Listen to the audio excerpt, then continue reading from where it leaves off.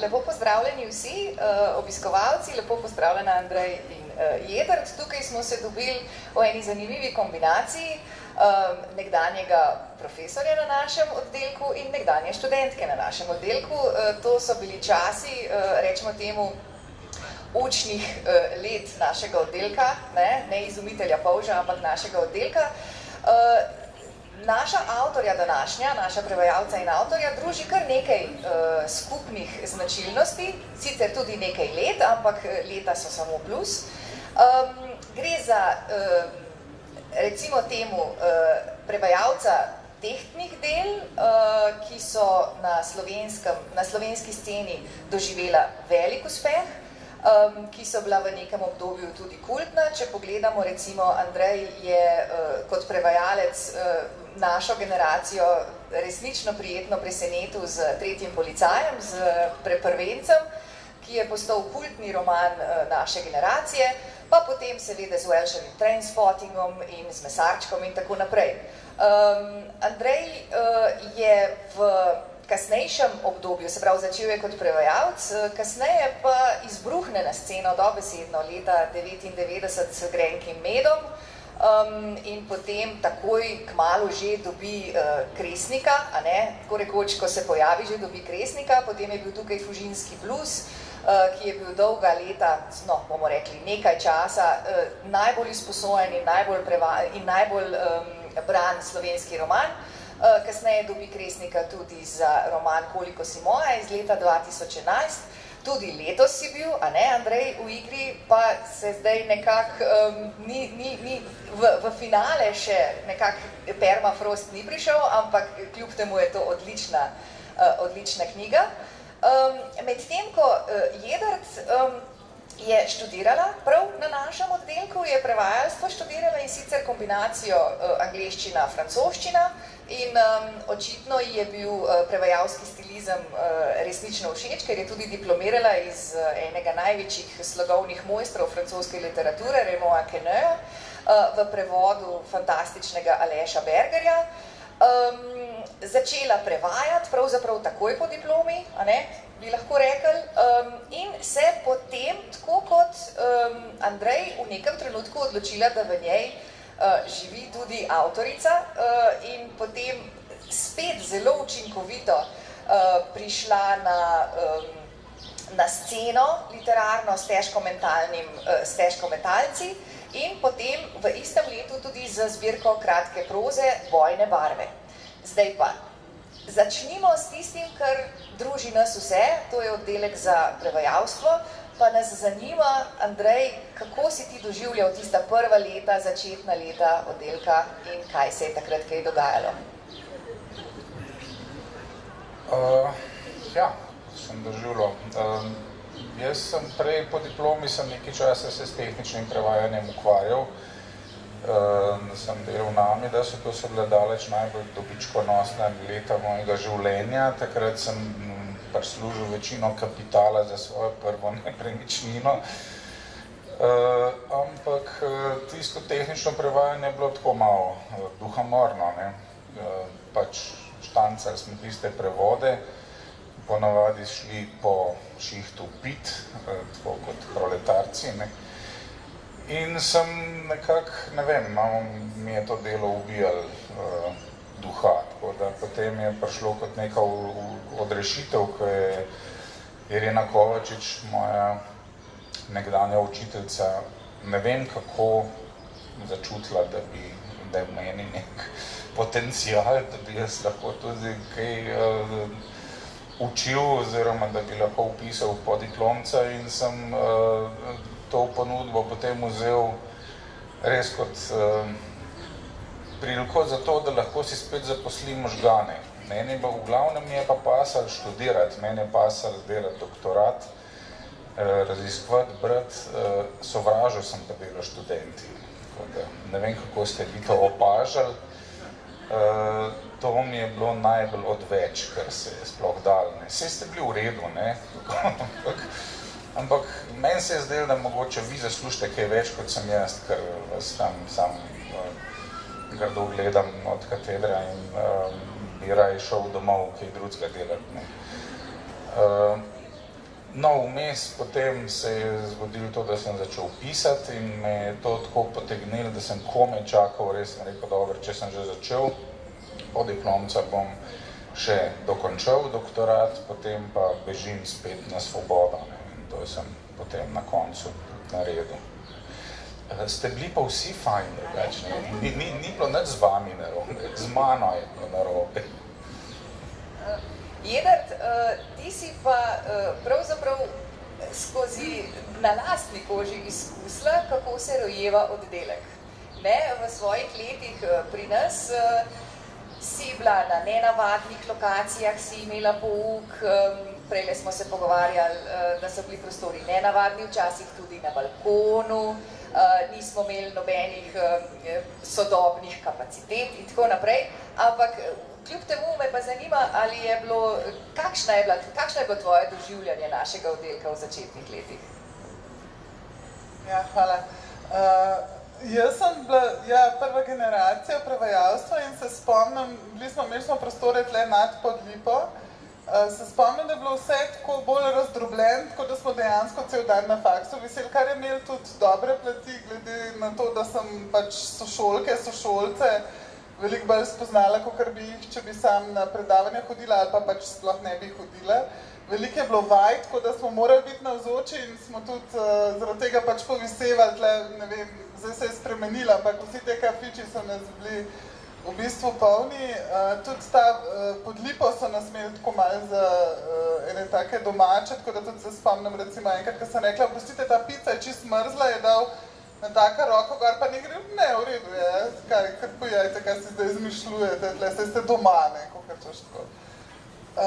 Bilo je bolj kaotično, sem prepričana, kakor danes.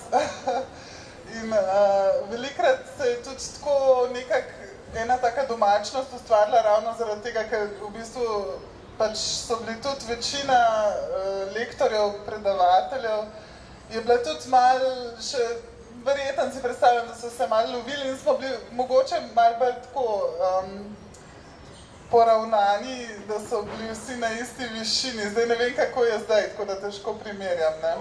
Ampak vem, da so bili, vsako leto se je začenjalo zamudo, te prostori so bili ves čas problem. Eno leto se spomnim, smo prav organizirali nek štrajk, ki je sicer tako bolj semi uspel, ampak tamle na štengah od filofaksa smo se kakor bunili in smo imeli cel program in je bilo pač ta duh, nam se je zdelo, da si zaslužno plec, da študiramo, ne, tako malo je bilo protislovno za ene take 20-letnike ali pa 19-letnike, tako mislim, mi se moramo to naučiti, vi ne razumete, dajte nam sredstva, dajte nam plec, ne, to je bilo tako mogoče malo bolj idealistično.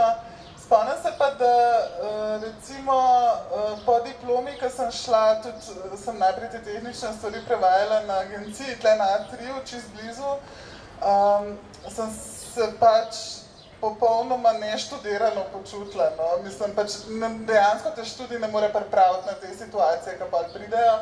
Je pa glih tako, to se moram pa tukaj navezati, da mi je glih tako to neko štancanje stalno istih tehničnih besedil zraslo čez glavo, tako da mogoče je bilo, moji razlogi, zakaj sem šla prevajanje študirati, so bili veliko bolj literarno, leposlovno navdahnjeni, je bilo pa teh vsebin v bistvu verjetno takrat še bolj malo, no. Spomnim se pač Partini Mahkota, smo imeli veliko tega literarnega in leposlovnega prevajanja, drugače je bilo pa tako, pač, da so nas bolj trenirali za pravna besedila, za EU besedila in to. In takrat je bilo meni pač bolj zanimivo to neko družabno življenje na oddelku, tako da se tudi tega veliko bolj spomnim. Družabno življenje je pomembna reč, to se vsi strinjamo. Dan današnji morda malce, ne vem, študentje preveč hodijo domov, ne, smo ugotovili, ob četrtkih jih vidimo že vse z kovčki pripravljenimi. Nihče več noče ostati v Ljubljani, menda v Rožni jedrki niso več dobri žuri, pravijo nekateri, ja, kar je tragedija. No, ampak kakorkoli že, nekako pa oba sta iz teh tehničnih različnih besedil, ki so vaju na nek način gotovo tudi usposobila za razne mašine, a ne, wafel mašine in podobne reči, se spomnim pa avtomobilizem. Jedrt si ti tudi z avtomobilizmom in takimi rečmi se ukvarjala, ali so bila bolj pravna, medicinska, kako je bilo na začetku? Ja, mislim, da tle na agenciji smo imeli izbiro med avtomobilizmom, se pravi gnojili, odpadki, pa približan medicinskimi besedili. In meni so zmer dali, ko sem ta zadnja prišla, odpadke ali pa gnojila. Tako da se spomnim, da je bilo strašno zabavno, ker sem enkrat dobila od enega drugega, pa če sem bolj ta gnojila delala. In pa se spomnim, da sem enkrat dobila od enega drugega prevajalca samo za pogledati tekst in je imel namest elementi v sledovih, je prevedel sledilni elementi. In se mi zdi, da njemu je bilo pa res dolg čas, ko si je mogel zmisliti eno detektivko tam med tistimi gnojili, ker tako pač nimaš kaj dosti domišljije za uporabljati. Tako da avtomobilizem je bil rezerviran za dolgoletne, redno zaposlene. Andrej, kako je bilo s tvojimi bolezni krav? A si imel to, a ne? Da si za bolezni goveda si bil specializiran? Dobro si preučila mojo zgodovino, jaz Slinovka in Parklovka sta bila. Ne, pač moj oče je drugač farmakolog na veterinarskem faksu bil in me je že kot majhnega najuril, da sem za njega izrisoval grafe učinkovin oziroma področja učinkovanja različnih antibiotikov in tako naprej. Pa še na srednjo kemijsko šolo sem hodil, ne, jaz sem hotel biti kemik v bistvu, ne, in sem rekel, ko smo v osnovni šoli si tiste leksikone izmenjevali, ne, vsak ima svoj leksikon za vprašalniki, za svoje sošolce, med drugim je bilo tudi kaj, kdo hoče postati, jaz sem napisal, da bom kemik in amaterski pisatelj, ne. No, zdaj od tem kemije je ostalo to, da trenutno s sinom v kleti probava vzgojiti kristale soli, ki mora zelo počasi izhlapevati voda, da nastanejo veliki kristali.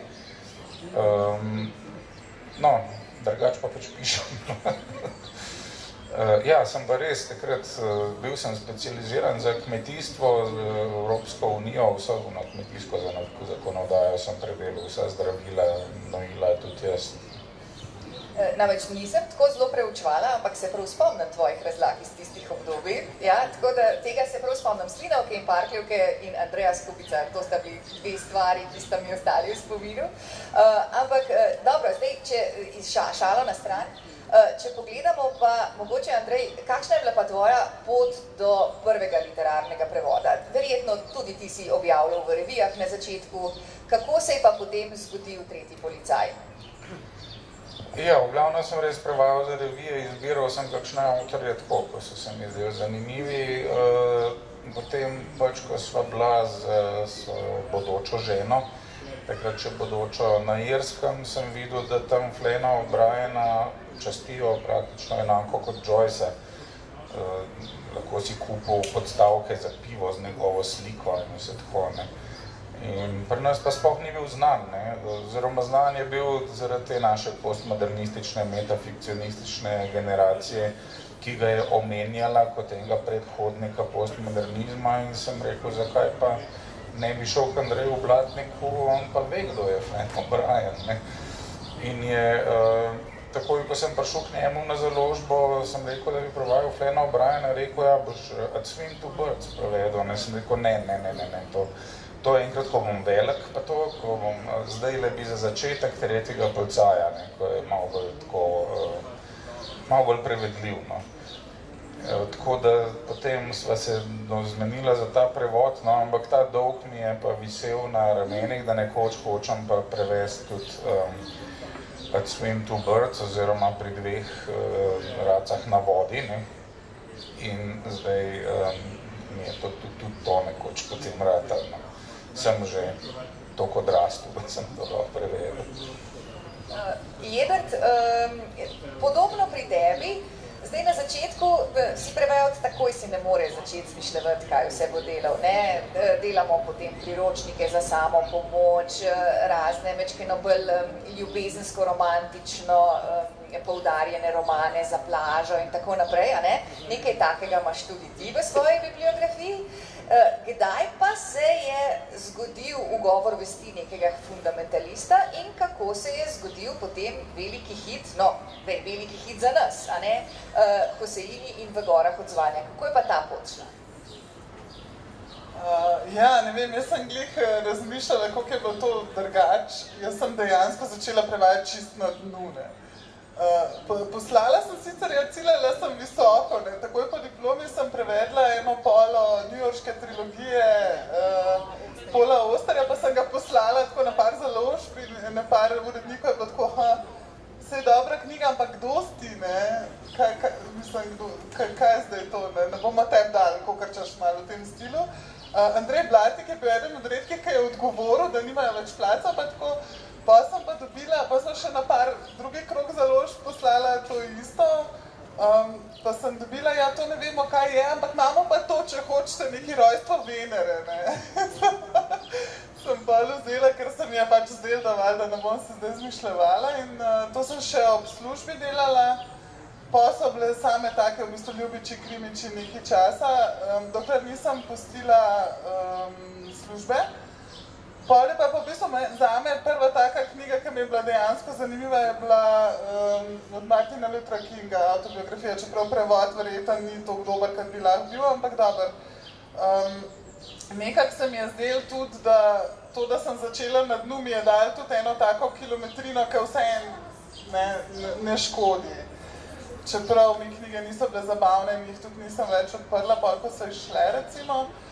Te priročniki za samo pomoč, ko sem upala, da ne bojo najdel poti v ta pogovor, ne, so pa mašilo pač zaradi tega, ker če se sam s prevajanjem knjig preživljaš, moraš včasih tudi sam stisniti pa misliti na domovino in na plačilno to bilanco, kakorkoli. Zdaj ne vem, tako Hoseini, meni se ni zdel toliko prelomen, ampak to je bilo pa to je bil pa moj edini prevod za mladinsko knjigo dejansko, čeprav, ne vem, meni so recimo ljubši prevodi, kot je Menih, tako malo tudi v verzih pisan, ki je iz 18. stoletja, pač gothic novel, drugač pa najraj delam pravzaprav za Cankarjevo dejansko, ker tam pa se je edinič zgodilo, da so ti moji prevodni predlogi naleteli dejansko na posluh. Tako da ne vem, kako se to zgodi, verjetno moraš biti vztrajen ali kaj, pa si to nekako dolg časa prizadeva. Čeprav še zdaj se zgodi, da imam kakšno leto, čisto recimo letos imam same take bolj trivialne, pogrošne prevode. Ne vem, ni recepta po moje tukaj, no. Malo se ti mora tudi sreča nasmihati. No, tega pa nisi uspela izvohati, da moj prvi knjižni prevod je bil Srečni v ljubezni, Katherine Johnson, priročnik za srečne pare. Zaradi tega priročnika verjetno si še zdaj v srečni zvezi z našo Klaro, ne? Ja, jaz že mislim, da je to imel neko povezavo s tem. Zdaj pa tako, ne? Vprašanje, ki se tukaj postavlja. Andrej, ali se da živeti zgolj kot avtor v Sloveniji? Skozi se sprašujem, ali tvoja ljubezen do prevajanja te žene, da tudi prevajaš, ali tisto, česar se malce bojim, da je prevajanje nujen del preživetja slovenskega avtorja, pa ne je še tako uspešen. Ja, ne, absolutno se ne da preživeti samo od pisanja romanov, ne, ker pač, ne vem, tudi če imaš najboljši honorar, dobiš nekih 6.000 evrov za roman, ki si ga pisal pa 2 leti. Sam pač delamo pa različne stvari, pišejo se kolumne, scenariji, vse živo, kadar te kdo kaj povabi, meni še pač najbolj pa še prevajanje, ki zlasti, kadar pač kakšno zelo dobro knjigo odkrijem, ko jo celo meni uspe nekomu potem dati, ne, ker se mi zdi, da res uživam. Zdajle prevajam en odličen roman, ko mi je prav zelo žal, da ga bo že kmalu konc, ker je malo kratek, južnoafriškega pisatelja. Vse živo, drugače pač kar se da z neko kreativnostjo, jezikovno kreativnostjo prodati. Od tega živimo več ali manj vsi. Jedrt, zanima me, 2016 je bilo prelomno leto, ko si stopila v take čisto uradne avtorske vode. Sej verjamem, prej si pisala še kakšne manjše reči in tako naprej, ampak da se je pojavilo prvo resno delo izpod tvojega peresa na slovenskem prostoru.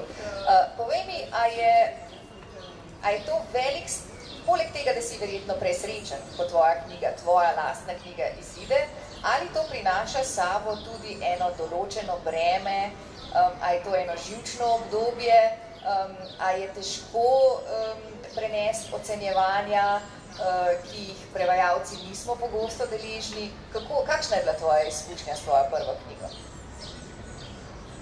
Ja, v bistvu, fora je, da smo se zmenili za to knjigo že leta 2014 in sem potem čakala na programski razpis, ne, da se pač zamena.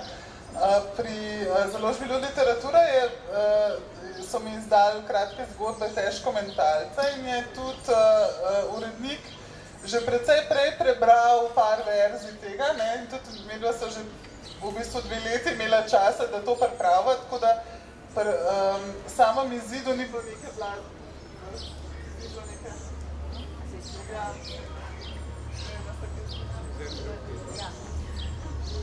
Ja, ni bilo posebej drugače, kakor prej, no, ne vem, zdaj, jaz nisem pričakovala, ta knjiga je imela kar precej odziva za prvence, meni se je tako zdaj, nisem pričakovala tolikšnega odziva, tako da sem bila vesela, pravzaprav vsakega, no, tudi teh, ki so napisali, ja, roman, ta in ta je pa, ne vem, takšen in takšen, se mi je zdela, pa če piše povsod, da so kraj zgodbe, zakaj roman, ne? Jaz nisem pisala romana, čeprav je pa pač, seveda sem bila vesela odziva, ne? Ni bilo pa tako prelomno, kakor je bilo pisanje, ne? Jaz sem v bistvu pri tem, ko sem dobila ponudbo sploh, da bi knjiga izšla, sem bila kar malo tako, kakšna knjiga zdaj, kako. Urednik me je slišal brati na nekem večeru na Prebrancu v Menzi, na Metelkovi, in je rekel, da če bi imela čas, da se dobiva glede knjige, ne, in jaz čigave, kakšne, sem mislila, za kakšen prevod, ne, zakaj zdaj gre, kjere knjige, kaj. In pol, ko sem ugotovila, da bi on rad meni knjigo izdal, je bila to pač meni ta točka, no. Pa sem, ko sem ugotovila, da imam še 2 leti časa, sem se malo pomirila, ampak sigurno je bilo tudi malo tesnobe zraven. Medtem ko zdaj pri drugi knjigi kratkih zgodb, ki pa isto leto je šla, je bilo pa tako naključje, da tudi časa nisem imela biti presenečena, ker je bilo pa pač tudi tako na enem branju v Škucu, mi je Brane Muzetič rekel, da boš pa pri nas izdala, ne, pa jaz jo ne vem, ne, mislim, a je to ponudba zdaj ali kaj. In je rekel, da bi pač isto leto, samo da je jesen, tako da se mi je zdelo, pa tudi obe knjigi sta nekako tako dosti osebni temi, ne. Ena je pač ta bipolarna motnja in bivanje v psihiatrični bolnici, ki se mi je zdelo, da mogoče malo tesnobno sem pa le lahko, glede na to, da se je to meni tudi dogajalo, čeprav je leposlovje, ampak je vseeno pač taka stvar, ki včasih terja kakšen malo bolj strpen odziv. Druga knjiga so pa LGBT zgodbe, ki so pa tudi seveda skozi nekako lahko na udaru, tako da malo tesnobe je bilo siguren zraven, nisem pa bila toliko euforična ob samem izidu, ker je to dejansko po vsem delu, ki ga prej opraviš tudi z urednikom, pa sam je to bolj formalnost, vsaj zame. Mečken moram podrezati, Andrej, tudi na to, kako si prišel do svoje prve, do objave svojega prvenca. Pot, praviš, ni bila, če se spomnim pravilno, ni bila najlažja, kar nekaj nenavadnih odzivov si dobil. Kako je bilo s tem? A je tudi v to literarno, recimo, skupnost novincu težko prideti? Kakšna je bila tvoja izkušnja? Ja, ne, meni se ni zdelo težko, mislim, dobro, jaz nikoli nisem bil tako strašno ambiciozen, da bi rekel, zdaj pa si želim imeti knjigo in bom čist šokiran, če mi ne bo uspel priti do nje. Jaz sem pač pisal kratke zgodbe oziroma kar nekaj sem pisal že odkar sem bil majhen praktično, ne. Potem tam nekje v srednji šoli sem imel znanstveno fantastično fazo, potem heavy metalsko in neko warriorsko fazo.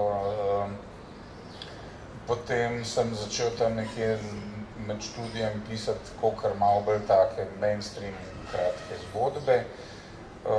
Pa se jih je nabral za neko zbirko in tiste mi res potem nekako ni uspel nekomu prodati, no.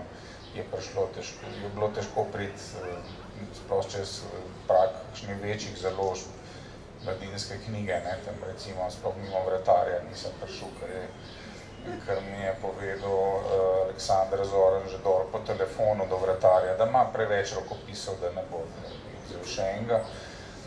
Ampak dobro, potem sem nekaj časa pač to dal na stranski tir, potem sem enkrat sem se lotil spet čistko za lastno veselje pisati roman, da vidim, kako je napisati en daljši tekst in potem sem v bistvu ugotovil, da mi to še daleč najbolj leži. Danes praktično več ne znam napisati kratke zgodbe. Čim začnem pisati, to nabreka in pride do tam najmanj, ne vem, 3 avtorskih pol, ne. In sem tisto potem nesel na DZS k Mateju Bogataju, ki je bil pač zelo odprt, pa je rekel, no, bomo dali to na razpis za subvencije, če bo, če ne bo, ne.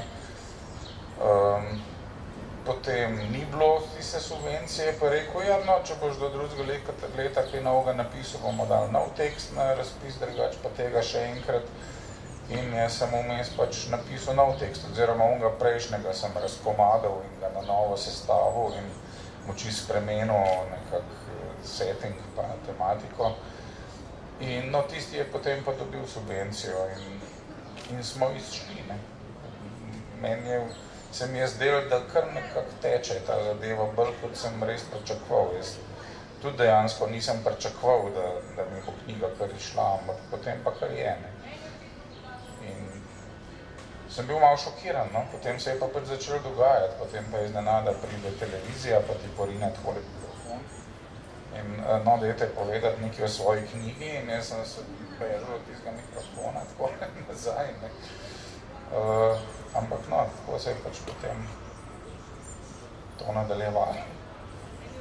Je pa res, verjetno si pa neka nova znanja potem dobil, recimo katera je tvoja boljša stran, kjer je boljši profil, kako se postaviti pred kamero. To so neka znanja, ki jih slovenski avtorji gotovo dobijo, a ne, v trenutku, če naredijo tako uspešnico, kot si jo naredil ti. Ampak povej, a je bil velik šok, da je Grenki med bil tako uspešen, da ne govorimo o Fužinskem bluzu, ki pa je presegel vse, kar bi lahko človek sploh pričakal. No, dobro, za tiste čase ja, no, moramo priznati, da je bilo tako. Brez skromnosti, Andrej. Jaz sem pač bil eden tistih, ko vsake toliko časa pridejo kakor nov, svež glas, ne, se reče, to je floskula. Jaz sem pač pisal v enem takem slengu, sem napisal zgodbo o enih ljudeh, ki sem jih pač poznal, ki so bili mogoče pa tako slovenskemu bralstvu manj znani. To so bili te Angleži, ki živijo v Ljubljani, ki so nami, da so pač v glavnem lektorirali, potem počasno že prevajali. In so bili tujci v Ljubljani, ki so videli Ljubljano skozi neke nove oči, ne. In se pravim, jaz sem se tega življenja naveličal, ker smo preveč ga piksali okrog z njimi. Ampak v knjigi sem pa več ali manj to popisal, kako se večina anekdot tam noter je resničnih, ne, so se tako ali drugače nekomu zgodile. In je to nekako potegnilo publiko, no, pravim, ta nov svež glas. Potem z Fužinskim bluzom sem šel v nek tak jezikovni eksperiment, še malo bolj načrtno, ker no, takrat sem tudi spoznal knjige Jamesa Hellmana, ki je zelo tako malo tudi svojim načelnim pristopom do jezika vplival na mene, ne, kako je v bistvu jezik pomemben, kako so te individualne govorice pomembne posameznih družbenih skupin, pač od raznih priseljencev, lumpen proletarcev in vse tako naprej, da vsak mora se izražati v svojem glasu, ker je to edini način, kako se lahko izrazi. In tisto knjigo sem pisal res tako še mečken, bolj tako programsko tudi. No. Potem pa potem sem pa šel v razne druge eksperimente. Ne. V bistvu, kar sem pozneje ugotovil, je to, no, oziroma zdaj, no, zadnje čase, pravzaprav v kritikah videvam, da so me nekateri kritiki že malo tako popredalčkali, oziroma stereotipizirali. Pa da najdem komentar v kritiki, da od katerega drugega avtorja bi to pričakovali, od tega pa ne. In se mi to zdi zelo zamalo, ker jaz v bistvu se vsake knjige lotevam pisati čist na novo, ker da nisem prej še nič napisal. Dobre, pač imam tisto kilometrino, pa imam nek način izražanja, ko je bolj moj, ne. Ampak za mene je vsaka zgodba nekaj popolnoma novega in bi rad, da se, ne vem, mogoče bi moral začeti pisati pod psevdonimi, ne, da bi nekdo bil pripravljen dojeti, da sem napisal satiro, ne. Videl sem, da v bistvu pišem nekako kar v enih takih valovih, po dve knjigi napišem taki malo bolj izpovedni, oziroma malo bolj družinski, malo bolj, kaj se vem, o medčloveških odnosih, potem pa dve taki bolj eksperimentalni, ne. In tistih malo bolj eksperimentalnih ali pa satiričnih ali pa tako, noben ne razume. Prav, kaj zdaj to, ne? Mi hočemo unga skubica, ko je napisal, ne vem, koliko si moja, pa samo pridi domov, ne pa se tukaj nekje zafrkavati, ne. Ampak jaz pa se rad tudi zafrkavam, ne. Ja, verjetno je to, da ljudje pričakujejo nekaj od nekega določenega avtorja in potem, če ne dobijo točno tega, so majčkeno presenečeni, ampak dobro, jaz mislim, da to je zelo majhno število ljudi, ki tako razmišlja. Ne, no, ali pa se mogoče te malo bolj pojavljajo v javnosti, no. Ena stvar, ki bi jo pa rada pravzaprav z obema, ampak najprej z Edrt predebatirala, je pa nekaj, kar je majčkeno problematično, to so nas vedno učili, da je treba določene elemente, vse elemente imeti nekako enakovredne v literarnem delu in da eden ne sme izstopati. Ampak jaz mislim, v časih, v kakršnih živimo, ne, in v časih, ko se dogajajo takšne in drugačne stvari, v časih, ko smo imeli občutek, da smo prišli naprej, pa se mi zdi, da gremo v zadnjih 5 letih nazaj, ko govorimo o marginalizaciji določenih skupin, ko govorimo o problematikah, ki bi morale biti že davno presežene, pa jih še vedno imamo. A se ti zdi, Edrt, da je trenutek spet napočil, ker vem, da to in Andrej in ti imata, za močnejši literarni politični angažma? Ja, zdaj ne vem, to je tako malo tak faux pas, ne, ta angažirana proza, ne vem, to je, se mi zdi, da je, če je preveč angažirana, je dolgočasna, ne, to je pač fakt, če so vsi liki zlikovci ali pa vsi dobri, je pač to zeh, ne, to ni za brati. Ampak se mi zdi pa, da tako, če uspeš v leposlovju nekako najdete eno tanko linijo med temi sloji dobrote in zla, ne vem kaj, pač, da je pa to le sam dobro. Zdaj, jaz ne vem, jaz ne bi rada kakšnega aktivizma zganjala prek leposlovja, ker se mi zdi, da pač leposlovje ni tak medij, ampak sigurno pa si je ven poanta, ne, če je pisatelj na eni strani, zdaj, če je to nerazumljena satira, mogoče je problem v tem, da je preveč dobro napisan, ali kaj, ne vem, mislim, ugibam. Jaz nisem za to, da bi zdaj bilo vse enoplastno, ali pa da bi bilo vse pač na to aktivistično žogo. Sigurno se mi zdi pa leposlovje medij, v katerem se da veliko narediti, valjda. Če ne drugega, pač postaviš špego, postaviš ogledalo ljudem, ki verjetno tega ne berejo, v tem je problem, ne, pač, mislim, nekako eno situacijo družbeno sigurno preslikaš v pisavo. Če ne drugega, tudi govorico, pa tako jaz se spomnim recimo teh na faksu še pri Andreju, ko smo imeli Trainspotting, enkrat smo te našuntali, da si nam malo povedal o tem in se spomnim, da je bilo, debata je bila o tem zdaj, a boš prevedel a boš šel, ali boš šel, a boš šel, avš šel, ali avšune, ali pa kar avšune. Tako, ne vem, tukaj se mi zdi, da se da veliko narediti že tako z neko to socialno angažiranostjo ali pa ne vem, ni treba, da se postaviš na kjerokoli stran, da bi bil uspešen pri doseganju nekak učinka, ki ga je imela knjiga mogoče nate, oziroma iz katerega je vzniknila pri bralcu, se mi zdi. Lahko gre to za zelo subtilne nianse, kot je slog ali pa pač jezik, ne? Lahko gre pa tudi za vsebino, samo meni se ta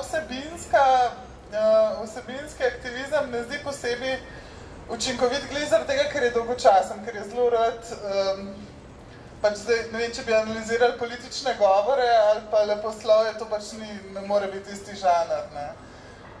Se mi pa zdi, da ja, da sigurno sije ven tisto, kar si ti čutaš, misliš, kakorkoli, razen če mogoče to preveč zakrinkaš, kar pa je pa lahko problem, ne. Sam jaz ne bi rada bila pametna tukaj, ker sem napisala samo 2 zbirki kratkih zgodb, zdaj pišem roman, ki zelo s težavo nastaja in ki se trudim, da bi bil tudi nekako tako večplasten, čeprav je tema taka, da me jezi. Tako da ja, ne vem, mogoče je to bolj vprašanje za Andreja. Ali kaj? Ja, no, moramo reči, sej, vem, da je zdaj to zelo negativno konotirano, ta politični angažma, ne, zdaj mogoče ga ne smemo tako jemati, ampak Andrej, ti pravzaprav vse, skoraj v vsakem svojem delu nekako je jasna neka, to je spet, zdaj se lovim tukaj, da ne bi preveč rekla, ampak dejansko se ukvarjaš, če ne drugega, se ukvarjaš z določenimi skupinami ljudi, o katerih je treba razmišljati, o katerih je treba neko pozicijo vsi ustvariti, seveda ne z eklatantnimi izjavami, ampak mogoče to tudi je delo sodobnega avtorja. Kaj bi rekel? Ja, zdaj dobro, eni avtori pravijo, da je tako vsaka literatura politična, ne? Čim ti začneš nekaj pisati, že pišeš o neki situaciji, o nekem svetu, v katerem so neke stvari normalne, nekatere niso in se v to pozicioniraš, ne? Jaz absolutno nikoli nisem se lotil programsko pisati, kakorkoli politično, tudi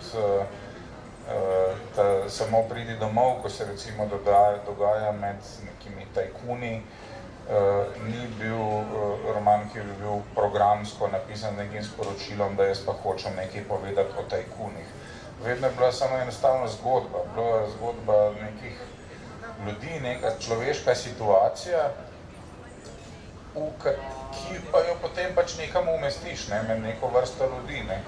In ne moram vedno pisati samo o takih, kot sem jaz, ker to bi bilo zelo dolgočasno, ker jaz živim zelo dolgočasno življenje.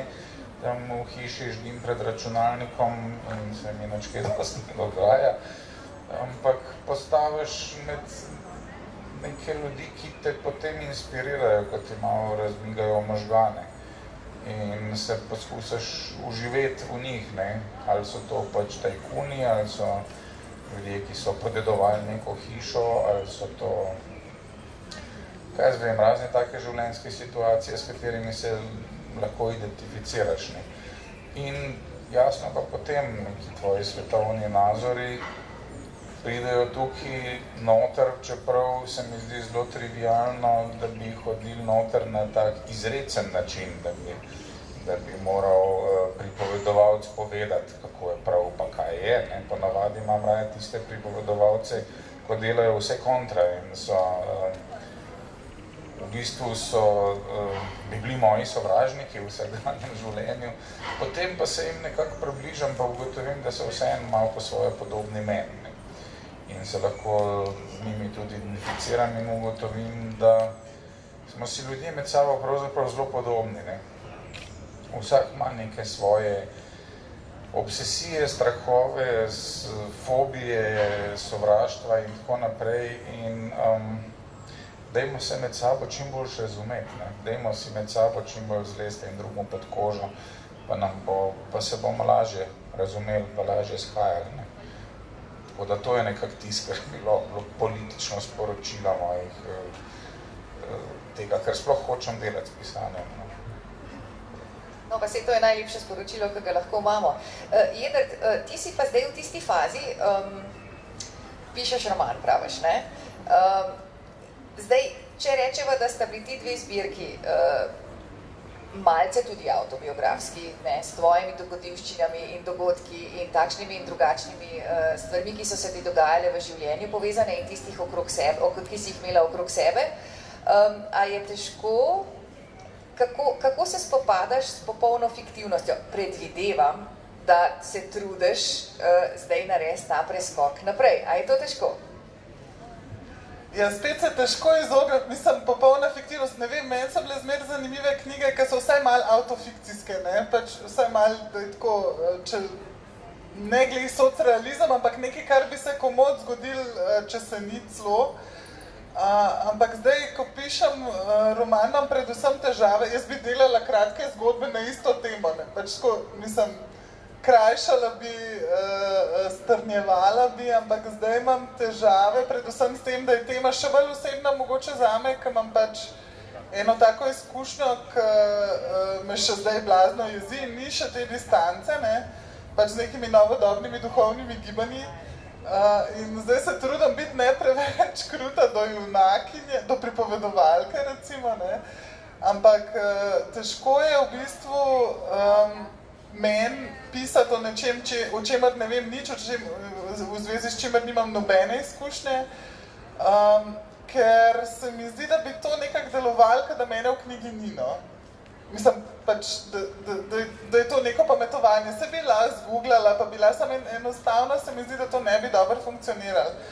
Zdaj pa, koliko je pa to autofikcija, ali pa koliko ni, jaz trdim, da je leposlovje, sam seveda se prikrade tudi kaj tako, no. Ta preskok pa v čisto fikcijo se pa pri meni po moje ne bo zgodil, ker mi to zaenkrat ni zanimivo, ne vem. Seveda, sej pri vsaki knjigi imaš noter stvari, ki se niso tako zgodile, pa se niso sploh zgodile, pa tako, ampak se mi zdi, da pa zdaj, da pa ne bilo čisto nič mojega noter, pa ne vem, v čem je fora, da jaz to napišem, bo raje kdo drug. Zdaj, če razumem, ti imaš težave pisati daljšo formo, Andrej, ti imaš težave pisati krajšo formo. Zdaj pa praktično vprašanje za zaključek našega pogovora. Kako pa to me pa res zanima, kako razporejata čas? Zdaj, kreativno pisanje in delo prevajalca. Kako to zgleda? Delaš, Andrej, ti to v valovih, a imaš določene ure v dnevu, ki si jih posvečaš trenutnemu prevodu, pa potem nočne ure za pisanje romana, a so to vikendi, tedni, kako to zgleda? Ker to dejansko sta dve zelo različni dejavnosti. Ja, ne, to so čisto ločeni časi. Jaz pač večino časa tista ideja za nek originalen tekst nastaja zelo počasi. Ponovadi kakšne drobne situacije, drobnega prizora, drobne, ne vem, novičke v časopisu ali ne vem, če je tacga, ko mi je zapičena v glavo in počasi v glavi raste. Moje vsakdanje življenje, v glavnem prevajanje, kuhanje in tako naprej, ne. Vrtnarjenje tudi zadnje čase, ja. Potem pa počasi, ko tista ideja raste, pač naredim nek očrt, nek osnutek in začnem planirati, kdaj si bom vzel pavzo, da to napišem, ne. In si nekako probam zrihtati, da bom dokončal kakšen prevod do takrat, potem pa, da bom imel takoj naprej, ko planiram tekst napisati, spet naprej za prevajati, kaj že rezerviranega, ne. In potem se usedem in pišem nekaj mesecev tisti tekst, ne. Takrat je v bistvu že vse pripravljeno, že vse tako v nekom očrtu zloženo. Razen pač kolikor me zanese, pa spremenim ideje, pa vse tako naprej, ne. Potem se lotam prevajanja spet, potem pa že nekaj časa pridem nazaj prebrati, kaj sem pravzaprav napisal, ne. In tisti glancem spet potem par mesecev, ne. Tako da to ne bi mogel pol dneva delati eno, pol drugo, ne. Ampak tisto, ko pa greš pa zvečer ven na cigaret, pa na en listek papirja čečkaš malo, kaj bi zdaj on rekel, pa tako, pa sem pa tja, ne. To pa nekaj mesecev traja, da potem nastane res taka neka, da cela zgodba že zraste, no. Občudovanja vredna organizacija, moram priznati, ne, to je. Ja, ampak kakorkoli že, očitno ti dobro uspeva.